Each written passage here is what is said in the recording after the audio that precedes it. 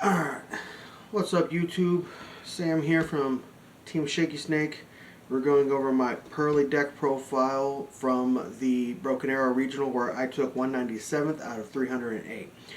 In my first time playing competitively in 3 years, so I didn't do too bad. Alright, so let's get on with the deck profile. I was playing Purrely. Up first we have the main Purrely monster, Purrely. Really good card. Allows you to look at the top 3 cards of your deck, pick one, and then it excavates the word now. As long as it's a Purrely quick play spell or trap card, or Purrely spell or trap card. Then we have Purrely, which when it's summoned lets you look through the deck for a Purrely non-quick play spell. Yeah. And pretty much they just allowed me to go into my big monsters when I was able to. Next we have Kashtira Fenrir. I kind of fumbled this one on the first game. I did not do that the rest of the games though. Came in really handy being able to just to special summon when I had no monsters, and that banish ability. I did kind of forget about his ability to search for others, but I didn't really have to discard too much during the matches. Then we're playing the 3 Ash Blossoms and Joyous Springs. I like the gold rare cards myself. Then we've got the 3 Droll and Lockbird. I didn't have enough of the gold rare to play a full set of them. And then we have the 3 Nibiru. I actually got this off more often than I thought I was going to. I even got it off on the first turn 1 game.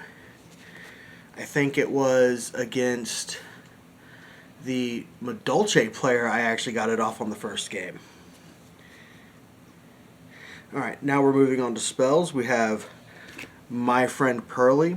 Allows me to search the deck for 3 Purrely cards. My opponent picks one randomly and it gets added to my hand. This actually helped me get Duelist out a lot, which was surprising that they rolled the dice and it came up that. Next we have 2 copies of the field spell. This was really just used to protect my Purrely monsters the turn they were special summoned. That includes the non-exceed monsters, and to attach the quick play spell and quick play spell cards to my exceed monsters. Next we have Purrely Pretty Memory, which this one was really useful in the fact that it allowed me to send one card on my field to the graveyard to attach one of my opponent's cards to my Purrely monsters. It got rid of quite a few big threats. Sleepy Memory, we're playing 2 of them because it was limited right before the event, sadly. This was really good for draw power because it lets me draw during my opponent's standby phase. Delicious. This one's obvious. Gives my monsters the attack power. Purrely Happy Memory. This is the one that allows my monsters to attack monsters an additional time for every happy memory on it. Then we have the 3 Pot of Prosperities. I believe all 3 are different rarities. So, yay. Then we have Terraforming. This is the card I threw in instead of the extra Sleepy, so that way I can get to the field spell quicker. Then for traps, we have the 3 Infinite Impermanence and Purrely Leap. I managed to get Purrely Leap off quite a few times at the events as well. Alright, so next up, we're going to go into the extra deck. And I put these in the usefulness, I put the Purrely monsters in the usefulness order that they were used in the tournament. First up is X Purrely Happiness. Honestly, when I talked to some Purrely players, they were saying to run, not even to run this and to run Noir instead. Noir is a very good card, but every game I won, this is actually the card that caused me to win. Next we have the 2 Purrely Beauties. this card was amazing with the negates. And then we have Noir. Noir was used mostly to try and remove threats from my opponent's field, and for that making it immune. Plus, it was also my main Purrely target, and then I would try to go into Zeus afterwards. Then we have Purrely Happiness. Whenever Purrely Happiness attacks, it allows me to search out a quick play spell card. Then we have Purrely Noir, which is basically just a smaller version of Purrely Noir.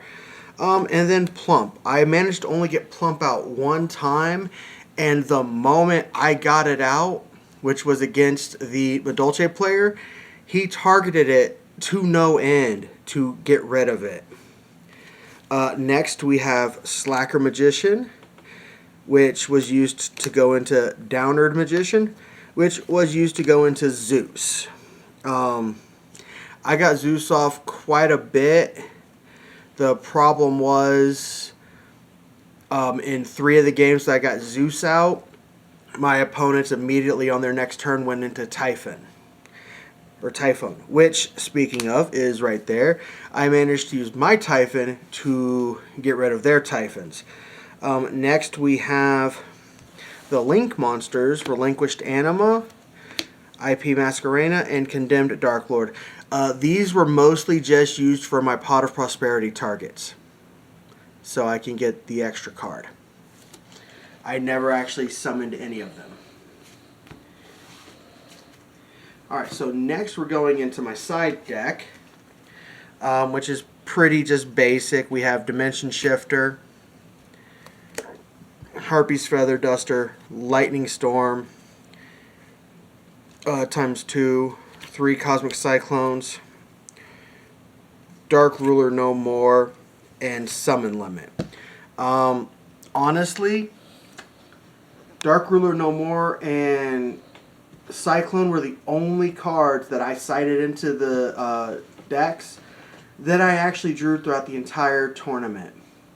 Against Rescue Ace, I put in Summon Limit, I put in the Harpy's Feather Duster, I put in the Lightning Storms, the Cosmic Cyclones, I put in Dark Ruler No More. That game I only drew Cosmic Cyclone, which that didn't help me out for anything. In my final game, the game I won, where my final match, one of the games I won, my opponent summoned Dragoon out, and I was able to get Dark Ruler No More off to get over his Dragoon. And there you have it. That was my Purrely deck. I definitely enjoyed playing it. Going to try to increase my knowledge with the Purrely so that way next time I can do better. So have fun, enjoy.